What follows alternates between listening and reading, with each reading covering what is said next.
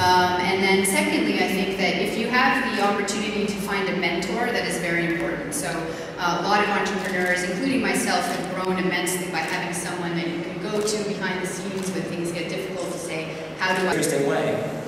I'd like to show you an image.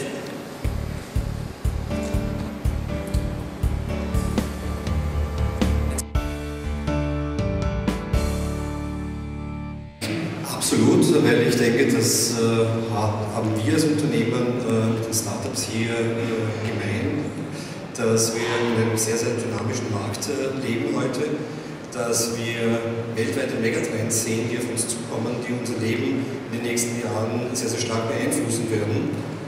Sehr rasant schufen die Menschen ungeahnte Innovationen heute Alltag in der entwickelten Welt. Unser alltägliches Leben braucht Tag für Tag mehr an Energie, vor allem fossile Energie. Damit füllen wir die Atmosphäre immer mehr mit Abgasen. Unsere Erde leidet darunter und das wird zunehmend spürbar. Wenn wir jetzt rasch handeln und Maßnahmen umsetzen und zugleich neue Ideen schaffen im Bereich der Technologie, aber auch darüber hinaus strukturell, organisatorisch Abläufe, einfach alles neu denken, dann können wir den Klimawandel wahrscheinlich noch stoppen und zugleich auch an Lebensqualität gewinnen. Die Hoffnung, die wir haben, ist, das Innovationspotenzial der Menschheit ist in der Lage, Unglaubliches zu schaffen. Gleichzeitig können wir effizienter werden und weniger Energie verbrauchen. Wir können die Wende schaffen, dafür braucht es kluge Köpfe mit innovativen Geschäftsideen, um grünen Technologien und Dienstleistungen zum Durchbruch zu verhelfen. Aus diesem Grund hat der Klima- und Energiefonds Österreich eine Initiative ins Leben gerufen, die Startups mit Businessideen in den Bereichen erneuerbare Energie, Energieeffizienz und Mobilität unterstützt.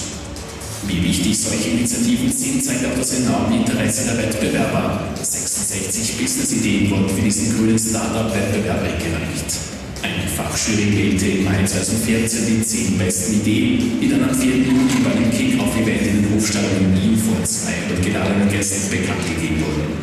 Alle Top 10 Startups erhielten je 6.000 € vom Klima- und Energiefonds als Starthilfe. Was mit dieser Initiative erreicht werden soll, ist, dass es mehr Unternehmer gibt im nachhaltigen Bereich, im Bereich Klima und Energie, im Bereich Energieeffizienz, weil ich glaube, es ist manchmal, die Förderung ist sehr wichtig, in Österreich überhaupt, aber noch wichtiger sind wirklich Unternehmer, die mittel- und langfristig dann auch ein Unternehmen führen, das von dieser Business-Idee leben kann, aber auch etwas Gutes tun für die Natur oder für die Nachhaltigkeit. Doch wer und was steckt hinter den 10 besten Projekten? Ja, gut.